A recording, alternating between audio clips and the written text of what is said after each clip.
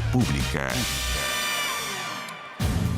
¿Cómo están ustedes? Muy buenas noches, bienvenidos a Vía Pública. La Comisión de Constitución de la Cámara de Diputados despachó el proyecto de ley que permite el retiro de hasta un 10% de los fondos provisionales. Por 7 votos a favor y 6 en contra, la iniciativa fue aprobada en esa instancia y ahora pasará a la sala de la Cámara de Diputados y Diputadas para su revisión y posterior votación. Los diputados opositores, Gabriel Boric, Hugo Gutiérrez, Marco Ilavaca, Pamela Giles, René Zafirio, Leonardo Soto y Matías Walker votaron a favor de esta idea, mientras que en el oficialismo votó en contra el diputado Jorge Alessandri, Juan Antonio Coloma, Luciano Cruzcoque, Camila Flores, Gonzalo Fuenzalida y Paulina Núñez. Este proyecto establece que de manera extraordinaria el retiro del 10% de sus fondos de pensiones en caso de que lo necesite por la pandemia del COVID-19. Casualmente, hoy la Corte Suprema ratificó un fallo de la Corte de Apelaciones de Valparaíso en cuanto a impedir el que 2 cotizantes solicitaban el retiro de la totalidad de sus fondos y perdieron en la Corte de Apelaciones, fueron a la Corte Suprema y la Corte Suprema le dio la razón en este caso a la AFP Provida diciendo que no podían sacarse los fondos. En el mismo fallo, la Corte Suprema le ordena a la AFP explicarle, primero dice que los recursos son única y exclusivamente para fines previsionales, pero que el decreto de ley 3500 que creó las AFP establece específicamente las situaciones a través de las cuales en el decreto de ley 3500 los cotizantes o los ahorrantes podrían retirar parte de los recursos. Entonces le dice, usted tiene razón, las personas que solicitaron sacar su plata no la pueden sacar, dice la Corte Suprema, pero explíquele a las personas que son afiliados, y a esto en particular, pero sirve para todos, cuáles son las fórmulas que establece la ley para poder retirar los dineros. Como puede ver, el tema está muy presente en la agenda pública. Los quiero invitar a la pantalla, aquí de inmediato nos venimos, aquí a la pantalla, porque vamos a revisar y vamos a retomar información que les estábamos dando en los últimos días respecto de cómo nos estamos moviendo los santiaguinos. Esto es región metropolitana y vamos a hacer comparaciones de la semana que acaba de terminar, o sea, la anterior, del 29 de junio al 5 de junio, respecto de su anterior semana y respecto de lo que le llamamos la pre-COVID, es decir, antes de que tuviéramos siquiera la primera cuarentena, cuando recién se suspendieron las clases en los colegios. Pero partamos. A ver, variación de flujo de personas, esto es a través de un sistema de satelital que toma teléfonos de forma anónima, sistemas de Wi-Fi de teléfonos, entonces tiene 280, un poco más, a través de toda la ciudad, en vías de alto flujo y puede establecer cuánta gente pasa por esos pórticos, no son pórticos, pero detectores, más preciso. Esto es lo que ha sucedido, la variación del flujo de personas entre la semana que acaba de terminar, la semana anterior, y la semana anterior a esa, del 22 al 28, versus al 29 al 5 de julio. Las que están en azul son las que mejor se comportaron, las que están en rojo, las que lo hicieron en sentido contrario. Aquí puede ver usted un diagrama generalizado primero, después vamos a ir al detalle, pero en general está ahí, Mitimota. ¿Qué explica? Vamos, señor director, que sea Mitimota, que cuando uno mira el promedio, la curva sea muy planita. Muy planita. Mire, 9 al 15 de marzo, por ahí se suspendieron las clases recién y empezaron las primeras medidas y empezaron luego unas primeras cuarentenas y con las primeras cuarentenas bajó hasta un 48%. ¿Ok? Las primeras medidas allí. Luego de eso, luego los primeros confinamientos, que fueron 3 semanas, aproximadamente hasta el 30 de abril, luego vino una línea casi completamente plana. No mejoramos, nunca logramos bajar. Esto es cuánto se bajó respecto de el origen, pre-COVID. Aquí es el 51%, es nuestro mejor logro en toda la pandemia. Cuando los santiaguinos disminuimos en un 51% nuestra movilización respecto del punto de inicio, de cuando todavía no empezaba el COVID. Teníamos unos casos COVID, pero no había medidas restrictivas. Eso fue lo mejor que obtuvimos. Aquí en esta baja fue cuando entró en cuarentena la región metropolitana completa. Ahí se bajó un principio, pero luego retomamos, aumentaron los flujos de personas y ya no hemos bajado prácticamente nada. Ahora último, mejoramos un pelito, nos estamos acercando a nuestro mejor rendimiento recién, que fue bajar un 51 respecto del inicio. Hoy estamos en promedio en la región metropolitana, movilizándonos un 47% menos que el inicio. Para llegar a buenas cifras, pese a que estamos haciéndolo bien, según las cifras que hemos tenido, pero debemos llegar aquí al 60 o 70, bajar. Variación entonces en 3,1 en la última semana y variación desde todo el periodo 46,5, deberíamos llegar al 60 o al 70. Vamos a la siguiente lámina, por favor, señor director. Y aquí vamos a ver más específico cómo hemos andado en esto que hemos llamado la épica de cada una de nuestras comunas. Cómo compararme con mi propia comuna la semana anterior y anterior y anterior, por eso le queremos hacer seguimiento. Las que más han logrado bajar respecto de la semana anterior, ¿ok? Es Talagante con el 21, La Granja 17, San Miguel 15, Ñuñoa, Cerrillos y Vitacura 12, Paine 10, Curacaví y Quintana Normal 10, Quilicura 9, San Joaquín 9, con un 7% de baja, el Bosque Santiago Macul y Las Condes, después 6 Independencia y Cerro Navia. Bueno, en fin, lo puede ver en 24horas.cl cómo está su comuna. Estos azul son los que más han bajado respecto de la semana anterior. ¿Ok? Semana contra semana, las dos últimas. Y aquí los que lamentablemente han tenido peores cifras, o sea, los que más se han movilizado en esta misma comparación, es Pudahuel, Lampa, Huechuraba. Pudahuel ha aumentado un 22% su flujo de personas, movimientos de personas. 16% lo ha aumentado Lampa, Huechuraba 9, La Florida 6, Recoleta y Conchalí y La Pintana 5, Buin por ahí, La Reina también 5, Calerarango, Providencia, Estación Central, Lo Prado de Peñalolén, Pirque y Maipú son las que están en rojo. Así que un llamado a ellos para que mejoren consigo mismo, respecto de sí mismo, que es lo que nos va a llevar a que el promedio pueda bajar y que pronto podamos salir de estas cuarentenas que nos tienen muy asfixiados, por necesarias que sean, pero nos tienen muy asfixiados en lo psicológico, en lo económico, con la cantidad de empleos que se están perdiendo. Vamos a la última gráfica, que es la variación del flujo de personas. Aquí tiene que ver con la semana pre-COVID, la semana 0 del 9 al 15 de marzo y la última semana, que es del 29 al 5 de julio. Este es el comportamiento bien mezclado y tenemos, qué sé yo, los azules, el Bosque, Cerrillos, Santiago, Pedro Aguirre Cerda, Lo Prado, Vitacura, Lo Barnechea, Ñuñoa, han bajado bastante, 50%, 55% las dos últimas semanas, 53%, y las que están más malitas, Pudahuel, Cerro Navia, 34, 36, así que pueden mirar todo esto con detalle en 24horas.cl. Bien, vamos a la mesa de conversación, porque a propósito que hablamos de flujos, hablamos de ciudad, y cuando hablamos de ciudad, si decimos que todo cambió, la forma de trabajar, la forma de educarnos, también será la forma de vivir y de movernos justamente dentro de la ciudad. Y para eso queremos tomar contacto con Juan Carlos Muñoz, que es director del Centro de Desarrollo Urbano Sustentable de la Universidad Católica. Juan Carlos, muy buenas noches, ¿cómo estás? Hola Matías, buenas noches, gracias por invitarme. Nada, pues feliz de que nos puedas contar qué es lo que están viendo ustedes en este Centro de Desarrollo Urbano Sustentable de la Católica, de la ciudad que tenemos que empezar a pensar, imaginar y ya empezar a proyectar. Sí, la verdad que la crisis que estamos enfrentando es impresionante porque es tan inesperada, ¿verdad? Y nos enfrenta a paradigmas y a problemas que son distintos a los que veníamos enfrentando 5 o 6 meses atrás con la crisis social, que son distintos que las crisis de congestión, que son distintos, ¿verdad?, que las crisis de cambio climático. Y uno tiene que tratar de aquí de pensar y reflexionar qué es lo que cada una de estas crisis nos dice respecto de cómo hemos estructurado nuestra sociedad, cómo hemos armado nuestras ciudades, y de alguna manera identificar patrones o soluciones o acciones que podríamos tomar que sean resilientes a todas las crisis. La verdad que estamos en un mundo, ¿verdad?, en que los temas de sustentabilidad están todo el día encima de la mesa, que nos estamos enfrentando a problemas sociales muy, muy relevantes.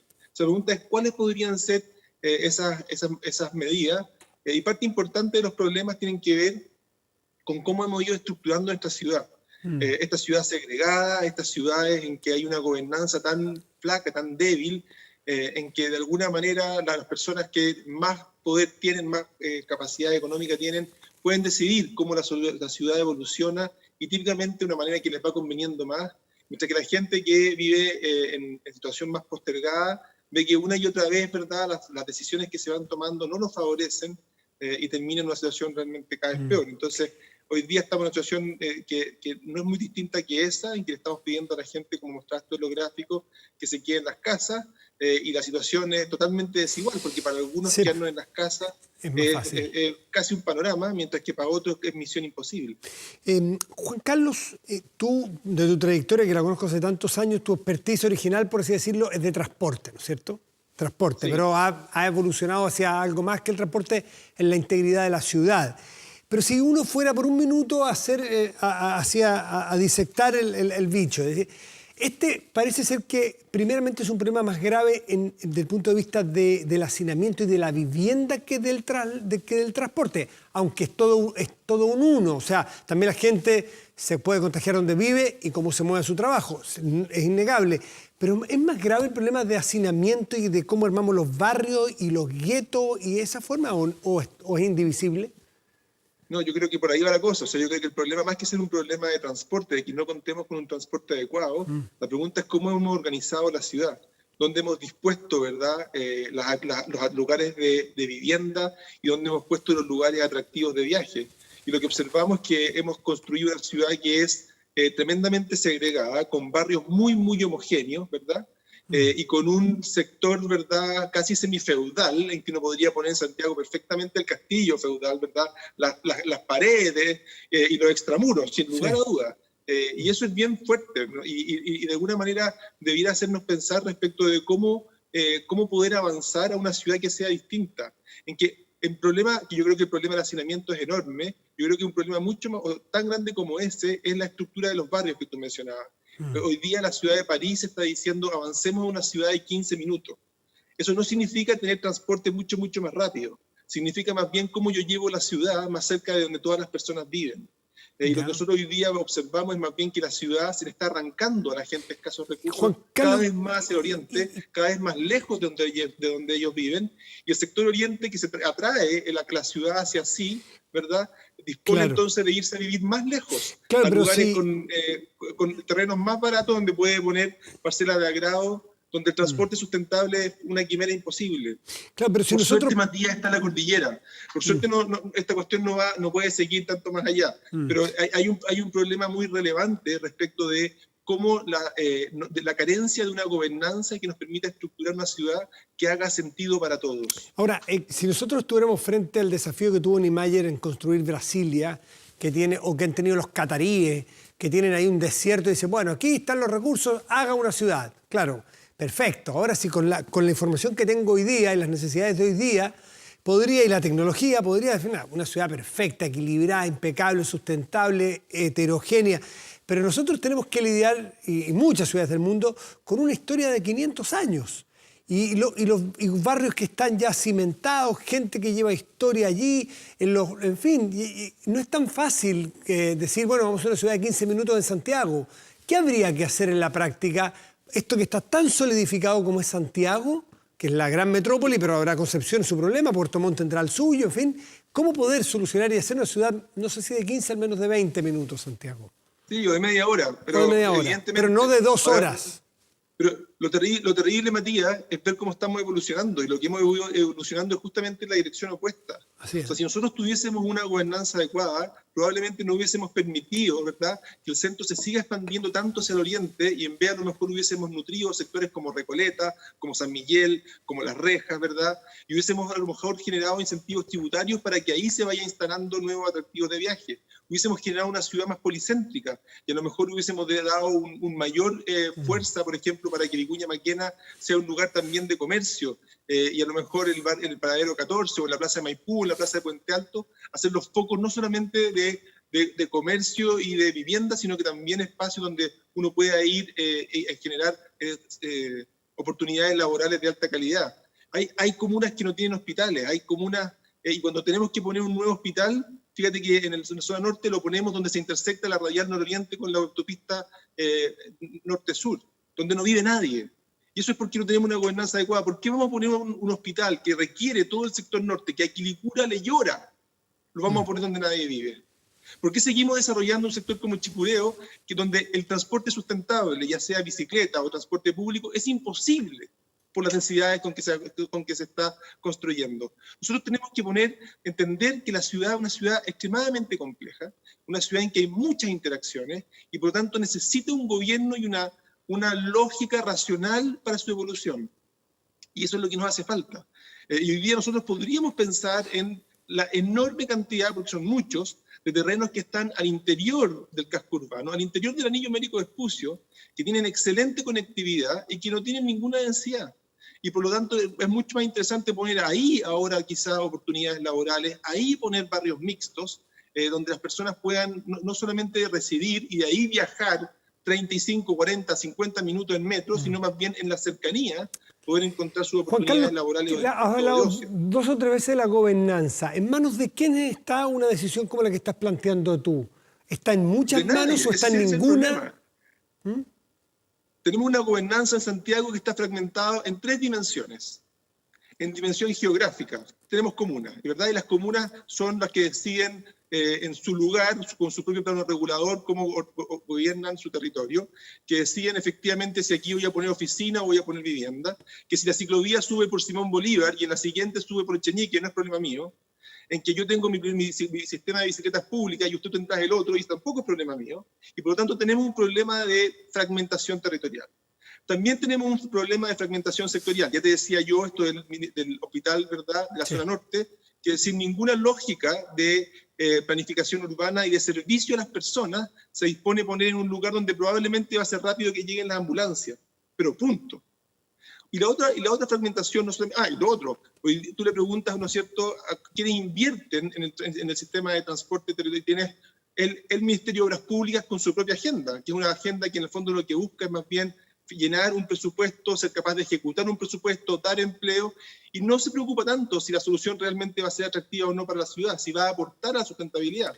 Insiste el Ministerio de Obras Públicas de poner autopista urbana, que es justamente lo contrario de lo que necesitamos. Y cuando uno dice, bueno, ¿y quién pone la ciclovía? La respuesta es nadie.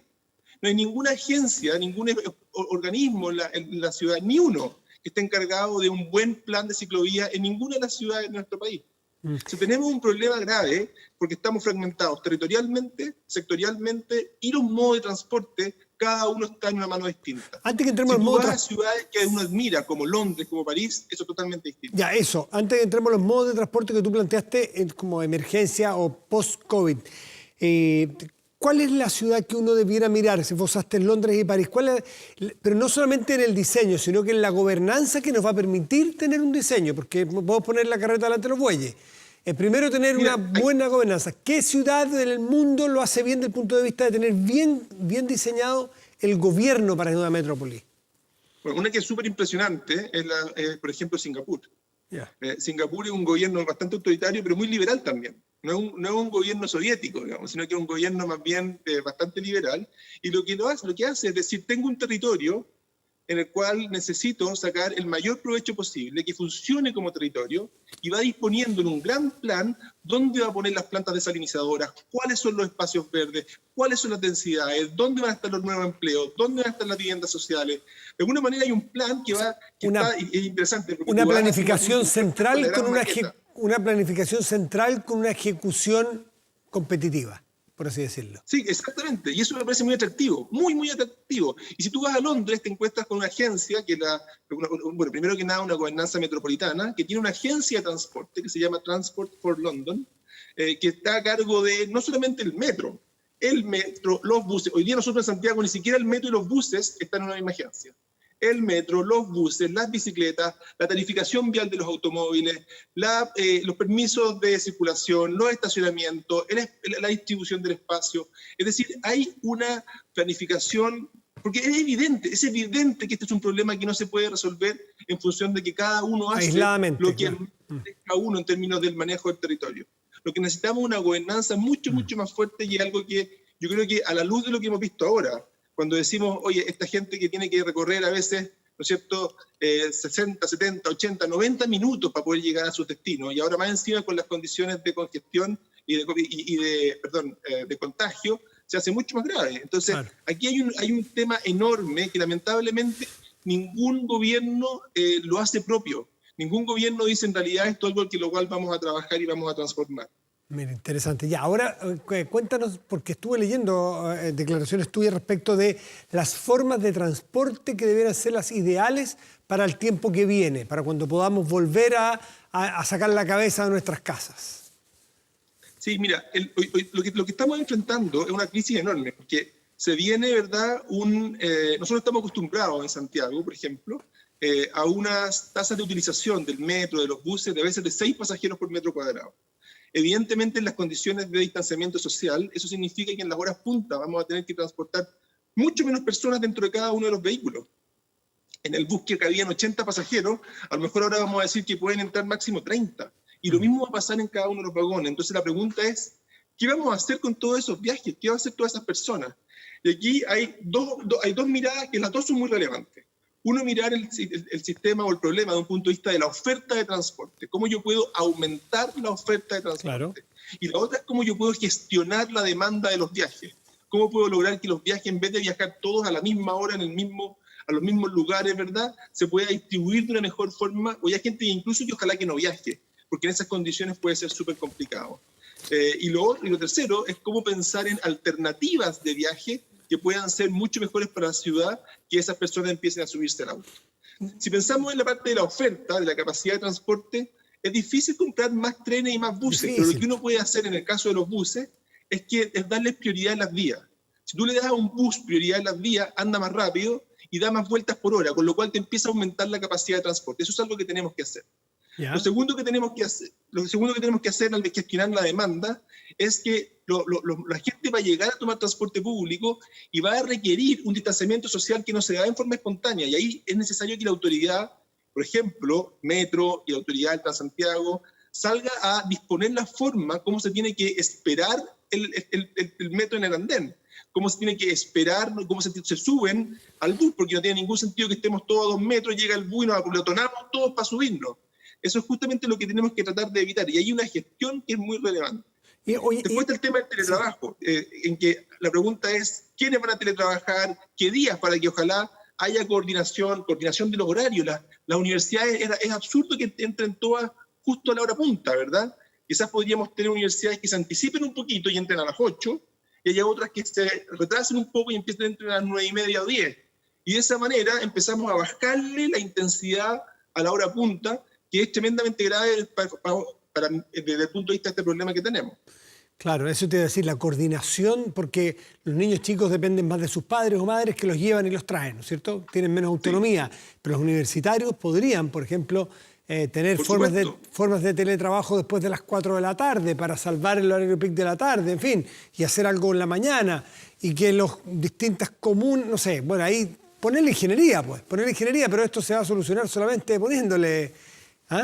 Y una cosa interesante, Matías, que no ocurría antes, es que hoy día las universidades yo creo que se dan cuenta que tampoco les conviene que su personal, que sus estudiantes viajen en la hora punta, porque es una fuente de contagio. Entonces ahora también está en el interés propio, decir, ¿sabes qué? Me conviene tal vez poder cambiar mi horario de modo de darle a mi gente, esto, no solamente a la ciudad, sino que también a mi grupo, un espacio, una forma de viajar que sea un poco más segura.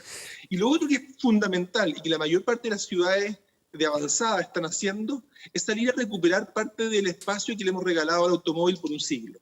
Llevamos un siglo entregándole una cantidad de espacio de nuestra ciudad al automóvil que no se condice con el rol que el automóvil juega y las oportunidades que puede dar, la eficiencia que tiene. O sea, aquí hay una oportunidad, dado que no hay tanto auto, de poder salir a reclamar ese espacio de vuelta y decir, mira, lo que más nos interesa aquí es tener espacio para los peatones, espacio para los ciclistas y espacio para el transporte público. Entonces, la oportunidad aquí está en tomar parte de esas vías y poder disponerlas para esos modos. Hay algunas ciudades que han cerrado calles y los restaurantes han podido salir, como no pueden tener gente al interior, claro, salir a tomar ese espacio de la ciudad para poder ofrecer ese servicio que es tan atractivo dentro de la ciudad.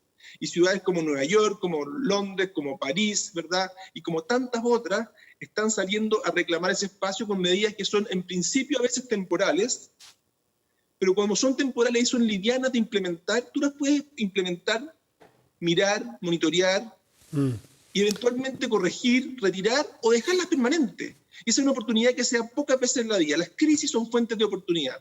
Yo creo que es importante tener que hoy día le transmitamos a nuestras autoridades que tienen que aprovechar esta crisis y que tienen que salir a tomar ese espacio para poder salir de la crisis con una ciudad mucho más sustentable desde un punto de vista de nuestra movilidad. Sí. Juan Carlos Muñoz, director del Centro de Desarrollo Urbano Sustentable de la Católica, muchísimas gracias por tantas ideas en tan poco rato que a uno se ilusiona en que a lo mejor salimos de esta bastante mejor parado, por ejemplo, en nuestra capacidad de desarrollo urbano. Juan Carlos, buenas noches y gracias como siempre. María, que estés muy bien. Chao, igual tú. Hacemos una pausa y ya volvemos aquí en Vía Pública. A la vuelta estará el profesor Massa con su nuevo libro, Bajo el manto de Urania. José María Massa, Premio Nacional de Ciencias, estará a la vuelta con nosotros.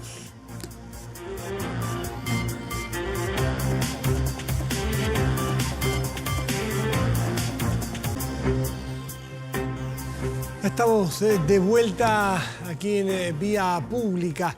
¿Y sabías que un corredor de propiedades puede ganar hasta 4% por la venta de una propiedad? Bueno, tú puedes ser corredor de propiedades estudiando 100% online.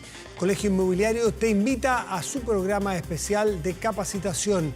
Así que puedes hacerlo, puedes convertirte en corredor de propiedades exitoso. Más información en colegioinmobiliario.cl o al fono 23 21 00 084. Y les decía que estaríamos con el profesor José María Massa Sancho, Premio Nacional de Ciencias Exactas del año 99. Profesor Massa, muy buenas noches, gracias por recibirnos. ¿Cómo está usted?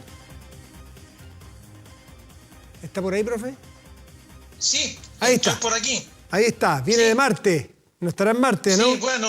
Sí, bueno, 111 días en mi casa, así que esto es como Marte de extraño ya, pero exactamente, este es un viaje que nunca lo escribió ni lo planificó, el viaje al encierro, planificó otros más difíciles. Sí. ¿Y qué me dice de yo eso? voy a pedir que me devuelvan estos meses que me han hecho perder la vida en el fondo, porque sin salir, sin ver a mis amigos, es como quedarse en el freezer. Pero yo creo que... Sí, a ver, antes de entrar a su libro, me gustaría saber qué está pensando usted sobre el coronavirus, qué está pensando sobre lo que nos está tocando vivir en general.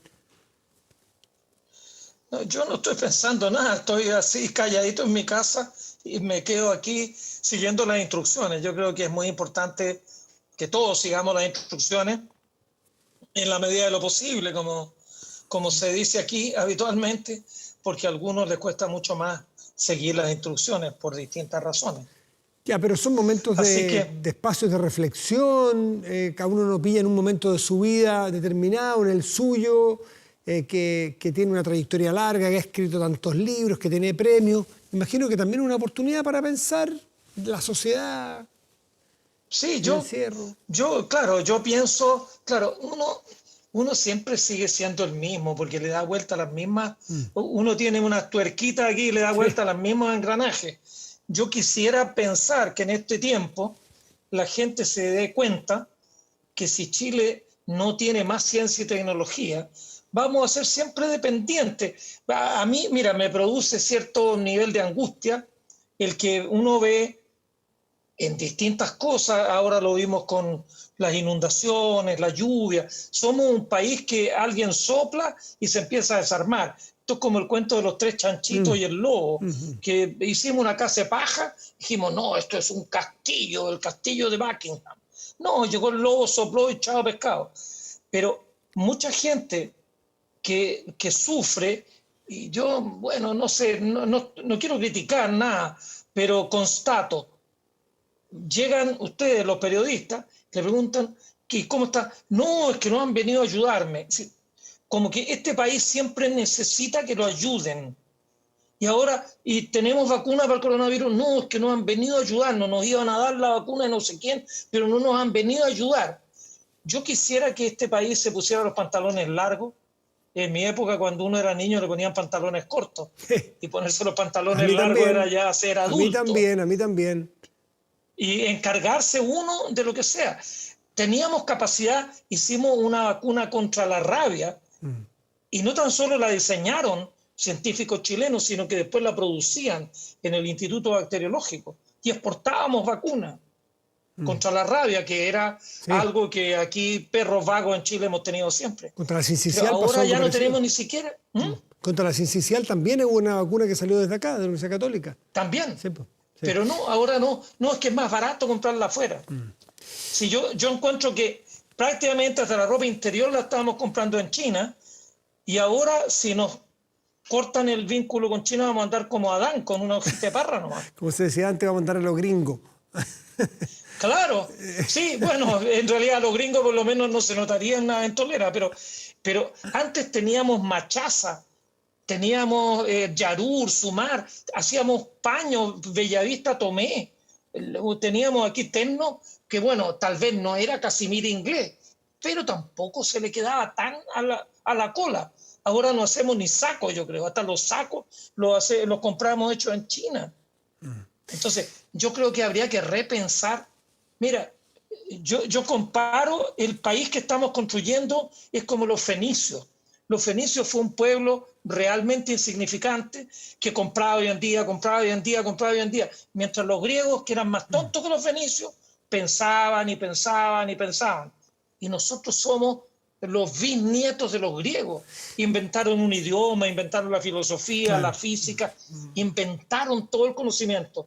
Y los fenicios compraban y vendían, compraban y vendían. Yo la verdad es que quisiera mucho más Grecia y bastante menos Fenicia. Acá en Chile estamos como los fenicios. Vendamos fruta, vendamos arándanos, vendamos esto, vendamos salitre, vendamos cobre. Pero ¿qué es lo que producimos nosotros? Yo creo que es hora de repensar el país que nos están armando en realidad, porque yo creo que la población nunca decidió que este era el país que quería tener. Pero bueno, eso ya es una otra historia. Interesante y larga, pero usted mencionó recién a los griegos y a partir justamente este libro, que es como una colección de los grandes astrónomos, ¿no es cierto? Y parte en la historia de los griegos y después termina al principio de la era del cristianismo, y ahí usted repara en Ptolomeo, ¿no es cierto? Que es como el padre de la astronomía geocéntrica. Y después se pega un salto recontra grande hasta el Renacimiento, donde viene toda la astronomía heliocéntrica. Me gustaría que usted, ¿por qué se detuvo en Ptolomeo? Si hay tanto, según le leí en su propio libro, hay tanto aporte en esa época, los 4 o 5 siglos antes de Cristo. ¿Por qué se quedó en Ptolomeo? Sí, mira, lo que pasa es que el libro de verdad, el libro que yo quería escribir, trata de los 5 astrónomos que cambiaron la historia. Claro. Que son Copérnico, Tycho Brahe, Kepler, Galileo y Newton. Claro. Con Copérnico se inicia Copérnico, en términos futbolísticos es como el Toro, bueno, del Mundial del 62, o pongamos aquí el mago Valdivia, que agarró la pelota en la mitad de la cancha, la tomó de atrás, se la tiró para un lado a Leonel Sánchez, que es Tycho Brahe, después la cruzaron para Kepler, Kepler se la toca a Galileo, Galileo se la pone a Newton y Newton hace el gol. Esos 5 fueron los que cambiaron la historia. Pero Copérnico destrona el modelo geocéntrico que llevaba 1400 años.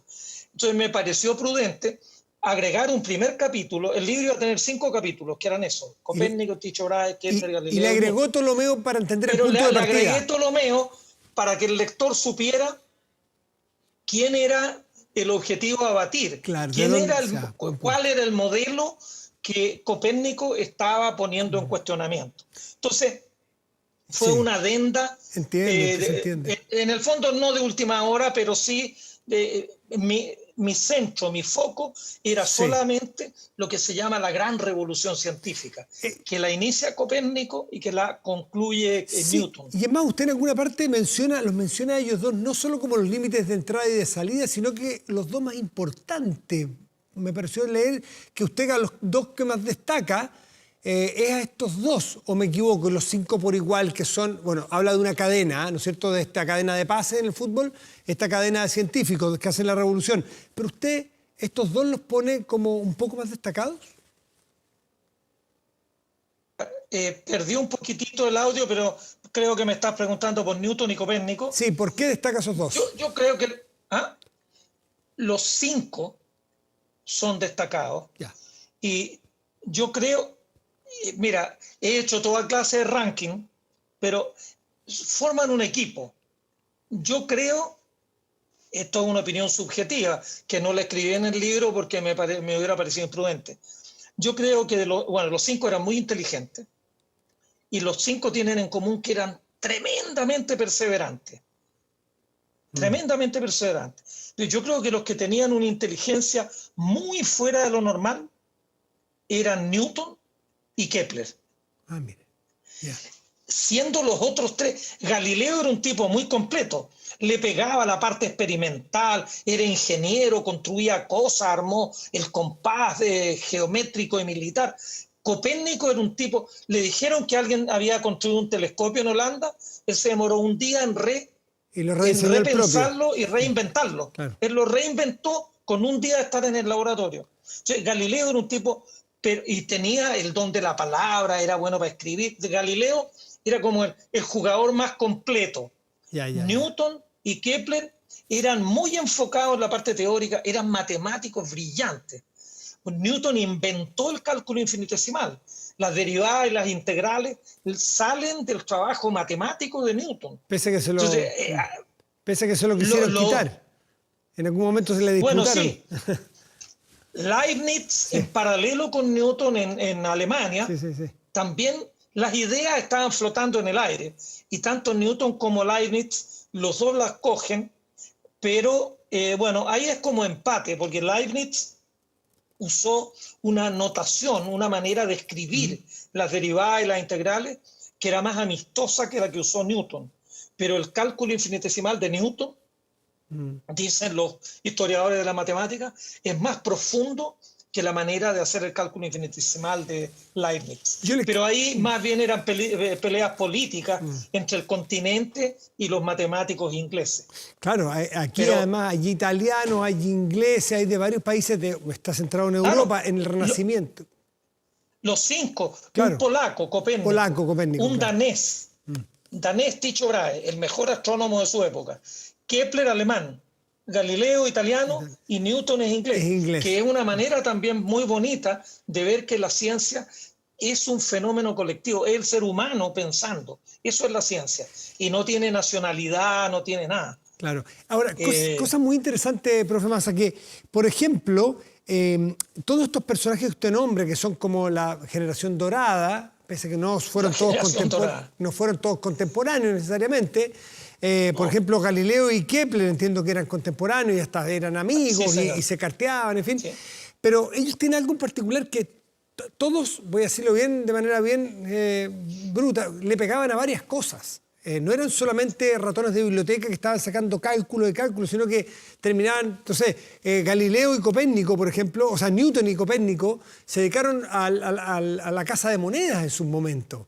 Sí, eso es bien curioso. Newton fue político, hacían muchas cosas. Bueno, eran gente, mira, en realidad un tipo bien preparado. Copérnico era doctor en leyes, era doctor en matemáticas y en astronomía, y era doctor en medicina. Tenía 4 doctorados, así que podía jugar en cualquier posición de la cancha, hasta de arquero, ¿no? Y Newton se dedicó con una perseverancia enorme cuando lo nombran a cargo de la Casa de Moneda inglesa. Claro. Porque la moneda inglesa, los frescos ingleses, porque los ingleses tampoco, no siempre han sido anglosajones como algunos quieren vendernos. En una época la picaresca inglesa era igual que la chilense. Le cortaban pedacitos a las monedas de plata y de oro, y entonces las monedas estaban todas mochadas. Y entonces Newton desarrolla un sistema de ponerle el canteo de la moneda, tiene un nombre especial que se me olvida, pero como las monedas que nosotros usamos ahora, antiguamente no se hacía. Entonces los ladrones, porque el valor de la moneda estaba en el peso de la moneda. Intrínseco, claro. Entonces Newton empezó a estampar monedas de otra manera con máquinas, le hizo ese canteo y entonces empezó a impedir que rebajaran el precio de las monedas porque se las iban machacando. Pero no, todos eran muy talentosos. Ahora, lo otro que tienen en común, que lo comento al final del libro, es que los 5 eran hijos del rigor, fíjate. Ninguno tuvo una vida regalada, ninguno fue hijito de su papá. Porque el único que sí fue hijito de su papá era Tycho Brahe, que era un noble danés. Pero el hermano del papá le dijo, quiero que me regales un hijo, porque yo no puedo tener hijo con mi mujer.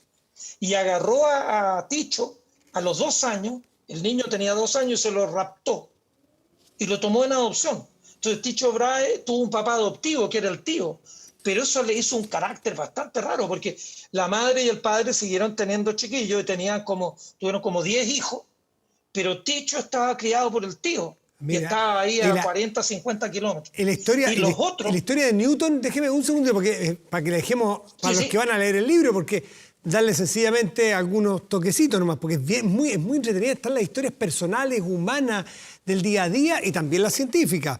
Por ejemplo, que fue a la Universidad de Cambridge, a Trinity College, Newton, pero no tenía ni uno para pagar, no tenía plata para pagar eso. Entonces, en ese momento, yo no tenía idea, lo leí aquí en su libro, había 2 tipos de estudiantes en Trinity College, los sub-César y los César. Y los César eran aquellos que tenían más plata y los sub-César... No, a lo mejor no me expliqué bien. Habían en el fondo 3 tipos de estudiantes. Los que llegaban con sus títulos nobiliarios y pagaban. ¿Sí? Eso era una ralea.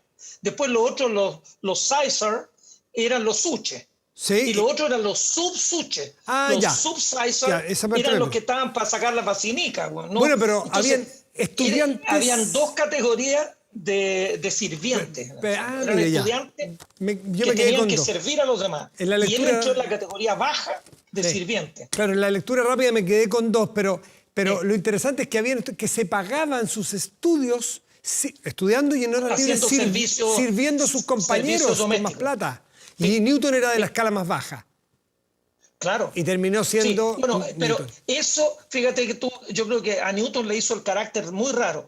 La mamá lo abandonó a los 2 años para casarse con un señor que estaba a 30 kilómetros. Pero lo retomó. Cuando Newton tenía 9, la mamá volvió porque se quedó viuda. Sí.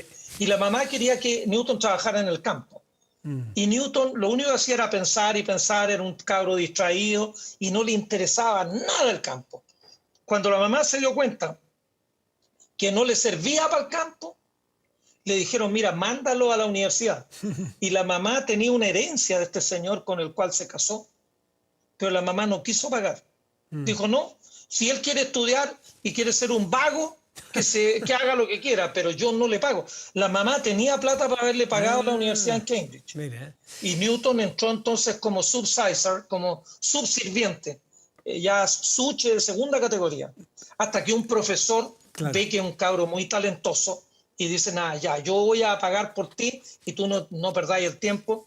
Y ahí, entre otras cosas, demostró el teorema del binomio, hizo varias cositas desde que llegó a Cambridge. A quedarse después con la cátedra.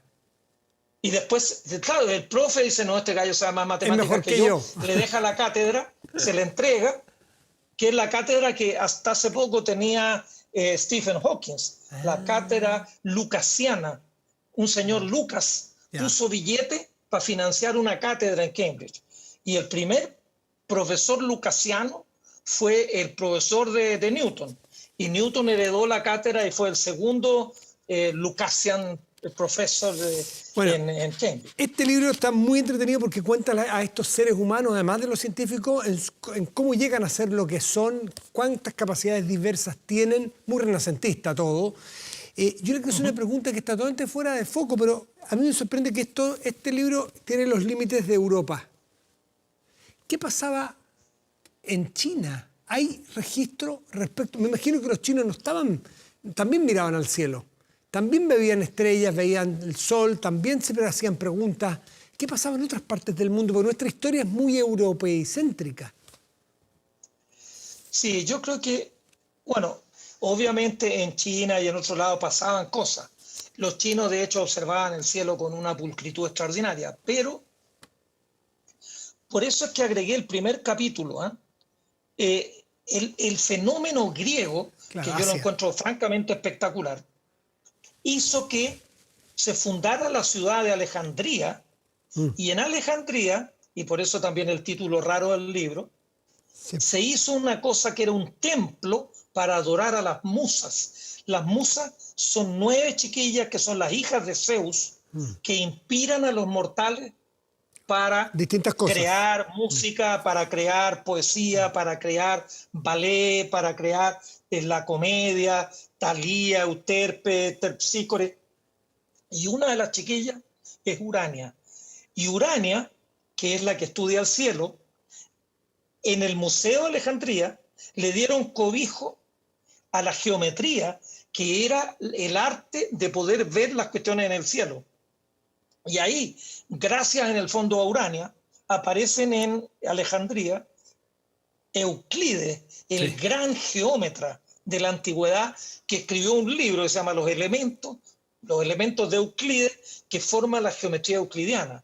Y después aparece Apolonio, y Apolonio, si la geometría plana era de Euclides, Apolonio se mete con los círculos, con las elipses, con las parábolas.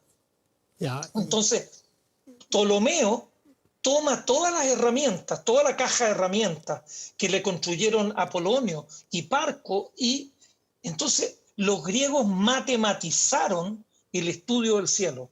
Esa matematización no se hizo en China, no la hicieron los mayas, no la hicieron los incas. Ellos observaban el cielo, pero nunca metieron matemáticas de verdad para tratar de modelar el cielo. Entonces, el sistema de Ptolomeo era un modelo matemático muy elegante y muy sofisticado, que era equivocado porque ponía la Tierra en el centro de todo.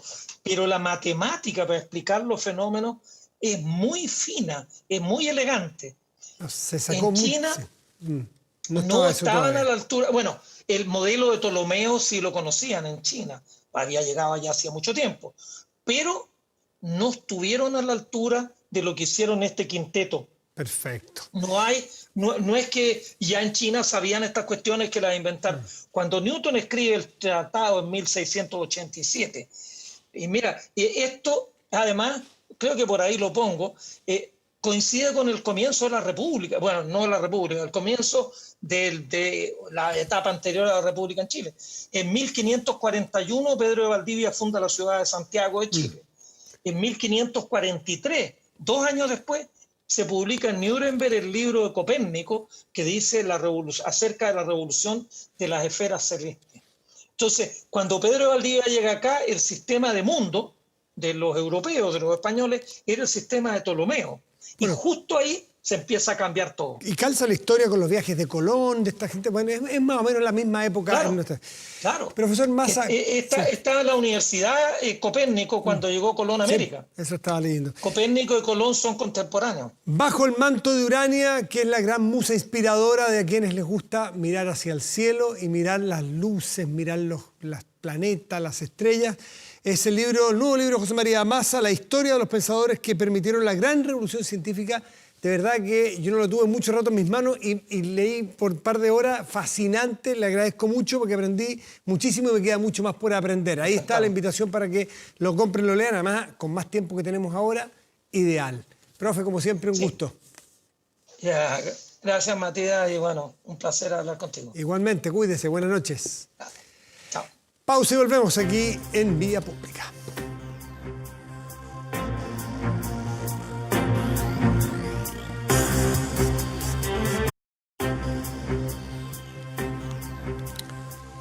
La crisis sanitaria y el desafío de educación a distancia están afectando el bienestar socioemocional de las comunidades educativas. CELClass es una plataforma educativa de aprendizaje socioemocional que ofrece actividades, contenidos y herramientas para gestionar la convivencia de educadores, estudiantes y familias. Más información en www.webclass.com, líder en tecnología. Vamos a la pantalla porque allí les mostraremos qué noticias encabeza en este momento nuestro portal de noticias 24horas.cl, de los portales más visitados, más utilizados por los chilenos y chilenas. Y tiene que ver con la Confusam, que confirma 90 novena muerte, disculpe, por COVID-19 de trabajador de la salud municipal. Y están todo el resto de las noticias que usted puede revisar en 24horas.cl. Revisamos la temperatura en este momento en la región metropolitana. Está nublado el cielo y el termómetro indica 5 grados con 7 décimas. Para mañana martes y miércoles en esta región debiéramos esperar lo siguiente. Despejado, una máxima probable de 33 grados. ¿Puede ser 33 grados? Me late que se nos no es que esto esté en vivo, que se nos coló una gráfica antigua. Pedimos disculpas, pero nos dimos cuenta que peor hubiera sido hacernos los vivos y seguir de largo. Así que vamos a dejar por aquí, por hoy. Va a tener que buscar su teléfono el tiempo para mañana. Lo que nosotros nos vamos a acelerar, además, ¿sabe para qué? Para hablar de esta maravilla que tenemos de fondo. Vamos a hablar bajito porque el momento lo amerita. A los 91 años falleció el destacadísimo compositor italiano Ennio Morricone. Sufrió una caída en los últimos días, entiendo que en su casa fue la caída. Bueno, de allí se agravó, se complicó y murió. Pero el legado de este hombre, de Morricone, deja unas 500 bandas sonoras. Algunos dicen que es el Beethoven de la música de películas. Lo consagran para siempre como uno de los artistas más importantes e influyentes de la historia del cine. Qué duda cabe. Ennio Morricone fue galardonado con el Premio Príncipe de Asturias, por ejemplo, en 2020. Compuso bandas sonoras del Bueno, el Malo y el Feo, memorables, no sé, La Misión, Cinema Paradiso, bueno, no sé, 500, no las vamos a nombrar todas, pero búsquelo, está en Spotify, en YouTube, donde quiera, y realmente es impresionante el paseo que da Ennio Morricone por los tipos de música y el talento que tiene, que lo entendemos hasta los que no sabemos nada de música. Su país, Italia, que es pródigo además en entregarnos genios a lo largo de toda la historia, despidió a uno de los emblemas de su cultura, el autor de algunas de las bandas sonoras más aplaudidas y reconocidas de la filmografía mundial. Le valieron decenas de premios, como el Oscar honorífico que recogió en 2007. Escuchamos un poco de su legado para despedirnos y agradecerles por haber venido a acompañarnos. Buenas noches.